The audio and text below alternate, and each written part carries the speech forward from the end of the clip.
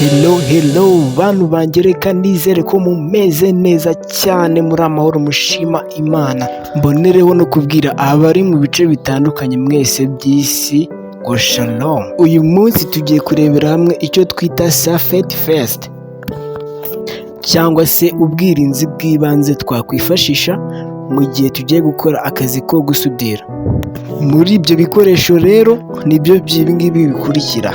Icya mbere tubanje kubona muri protection za welding tuzasangamo icyo bita ga, mu rurimi rw'icyongereza ni gloves. Iyi gloves cyangwa se iyi ga izarinda intoki zawe igihe uzaba uri mu kazi, si intoki gusa ahubwo izarinda n'ikiganza cyawe.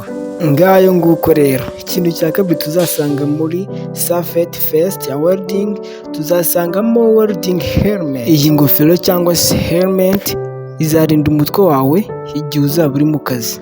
Ubwirinzi bwa gatatu tuzasanga muri welding, tuzasangamo lunette cyangwa se icyo twakwita nka glasses. Zizagufasha igihe uri gusudira uhuza icyuma n'ikindi kugira ngo amaso atangirika cyangwa se ukaba watokorwa.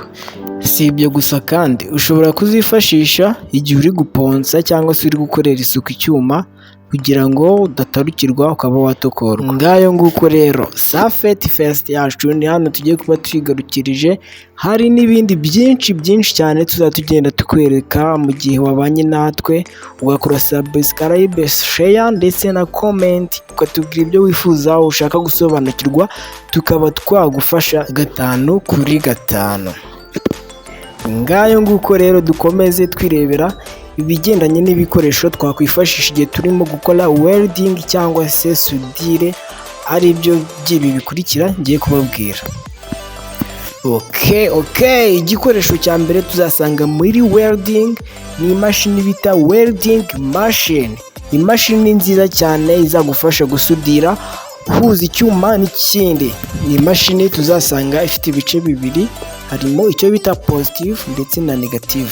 Mu buryo bwumvikana, igice kimwe ushobora kucyita pens, ikindi gice ukacyita mass. Ibyo bizagufasha kuzitandukanya uko ari inzira ebyiri. Urebe witonze ku mashusho nashyize kuri ekara yawe, urabona ibice bibiri nakweretseho utumenyetso, harimo ikimenyetso cya positive, ikindi se ni negative. Ibyo bice nibyo uzasanga harimo icyo bita mass ndetse na pens.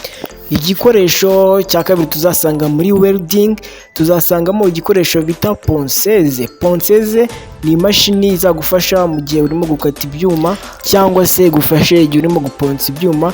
Si ibyo gusa kuko harimo ibintu byinshi izagenda igufasha mu kazi ka welding. Igikoresho cya kabiri tuzasanga muri welding harimo icyo bita tape measure. Tape measure rero ni kimwe mu gikoresho bifashisha igihe bari gupima ingano y'ikintu cyangwa se size. Mu kinyarwanda cyumvikana twahita nka metero. Muvandimwe wankurikiye, reka nkubwire ngo shalom, wakoze cyane kubana nanjye mu kiganiro. Aho utabashije kumenya andika muri comment, ugire icyo usaba nzagusobanurira ubutaha, kandi musaba gukora subscribe ndetse share, utibagiwe na comment. Shalom.